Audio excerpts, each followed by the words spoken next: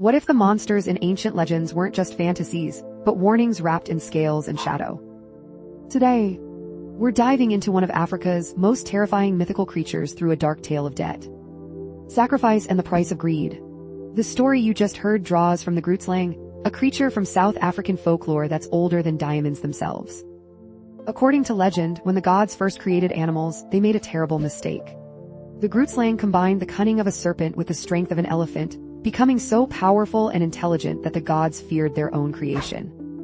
They tried to split it into two separate animals. But the first Grootslang escaped into a deep cave called the Wonder Hole, or bottomless pit, where it guards a treasure of diamonds and precious gems. This isn't just a random monster story. The Grootslang represents something deeply human. Our screenplay shows Alara searching for her brother, who descended into darkness chasing treasure. Sound familiar? This mirrors countless real expeditions where people have risked everything for wealth. The Kimberley diamond mines of South Africa, not far from where Grootslang legends originated, saw thousands of fortune seekers descend into the earth. Many never returned, claimed by cave-ins, disease, or violence. The village in our story practices something called sacrificial anchoring. One person stays in the pit so others can live. This echoes actual cultural practices across human history. Ancient societies from the Aztecs to the Phoenicians believed that appeasing powerful forces required human sacrifice.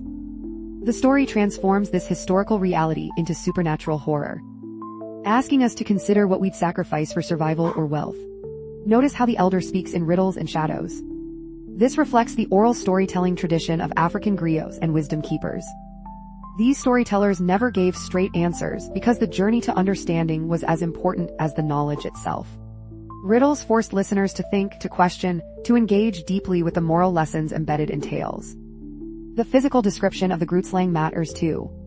Snake skins wider than human torsos, a voice that vibrates from the earth itself.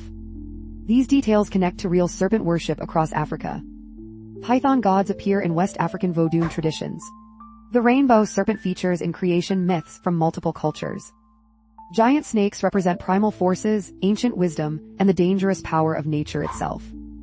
Our story's setting, a village that shouldn't exist, touches on something psychologically powerful. Liminal spaces, places that exist between known territories, have always frightened and fascinated humans. These threshold locations appear in folklore worldwide. The Japanese have their spirit world entrances, Europeans their fairy mounds. In Africa, it's sacred groves and forbidden valleys. These spaces represent the boundary between civilization and chaos, safety and danger. The debt Alara mentions carries symbolic weight. In many African traditions, debts transcend the individual.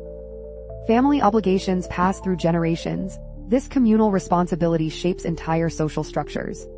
When Alara seeks her brother, she's not just rescuing family. She's fulfilling an obligation that defines her identity and honor.